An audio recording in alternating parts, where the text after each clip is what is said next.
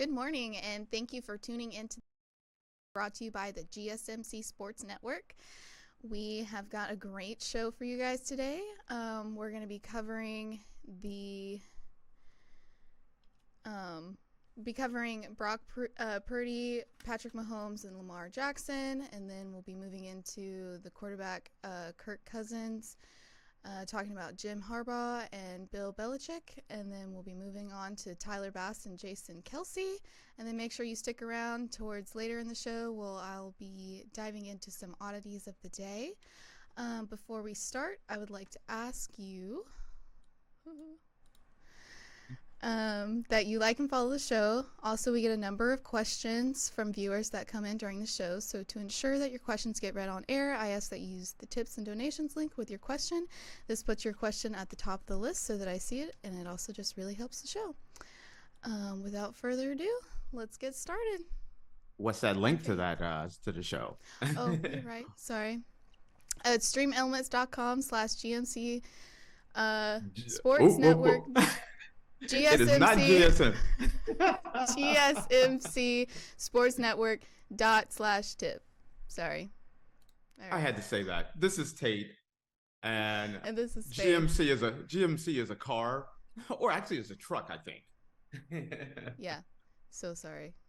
No. Alrighty. It's just being silly. Okay, what do you have for us, Miss Faith? How are you? First off, how are you doing today? I'm good. It's early, but I'm good. It's got some caffeine in me. See, it's early for you. It's midday for me. It's right around a little bit after lunchtime for me. I'm actually here in Portugal, so I'm in Europe, and you are on the east coast of the United States here. Yes, so it is bright and early, 7:30 a.m. Been up since 5 o'clock this morning. And look, and I'm the slacker. It's right about 12:30 midday for me, so I'm the lucky one. And it's about 70 degrees. Oh, that's so nice. It's like 20 here right now. Alrighty. Before we dive into our first segment, we're going to talk a little bit about the points that were racked up with Joel Embiid and Karl-Anthony Towns. They combined. Did I say his last name wrong?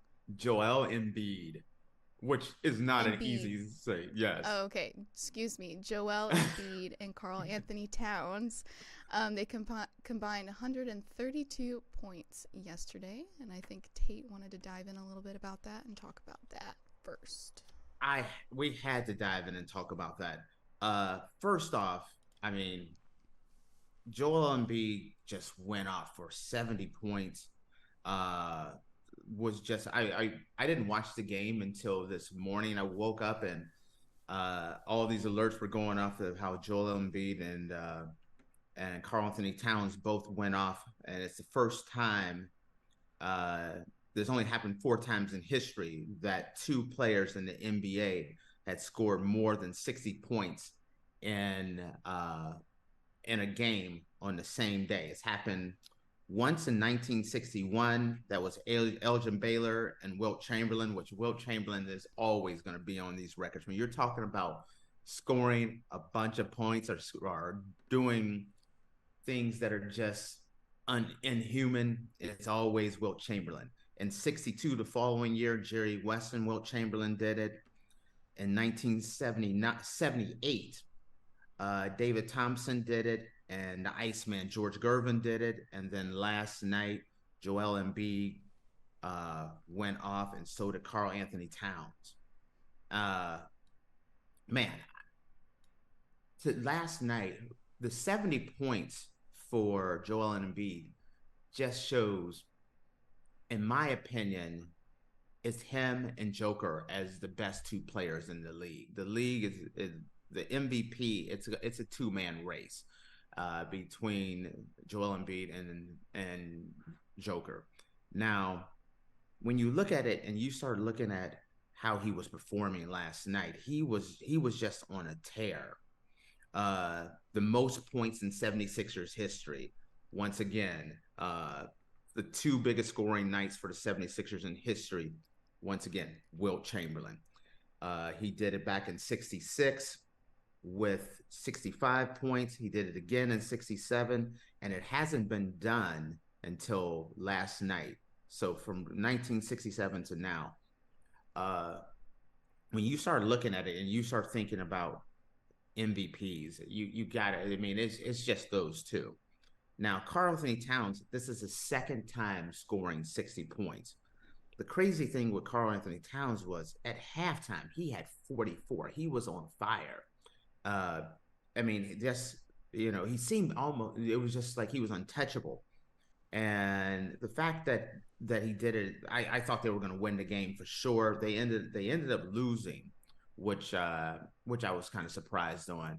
The final score, let me pull up that score there. For the Timberwolves was 125 to the Hornets 128. And Karl-Anthony Towns did it on 38 minutes. He went 8 rebounds, 2 assists for 62 points. And we were talking about Joel Embiid being the MVP. I don't know, if Karl-Anthony Towns was on if he had a different jersey, if he was a Laker or a Celtic, I think he would get more consideration for MVP caliber type player. But playing for the Timberwolves, it just doesn't catch the buzz. They have the best record in the West. I mean, they have just been performing all year, and you rarely ever even hear about the Timberwolves, which I think is an absolute sin. Now, the 76ers, this was a really cool game because it was Embiid versus Victor Wembanyama. And, you hear about the 70-point game by Joel Embiid, but when you look at Victor Wembanyama, he had a phenomenal game. He played 28 minutes, 7 rebounds, 7 assists, and 33 points. But the night belonged strictly to Joel Embiid. They won 133 to 123. And like I said, Embiid 18 points and 18 points, 5 assists, 70 points, just amazing.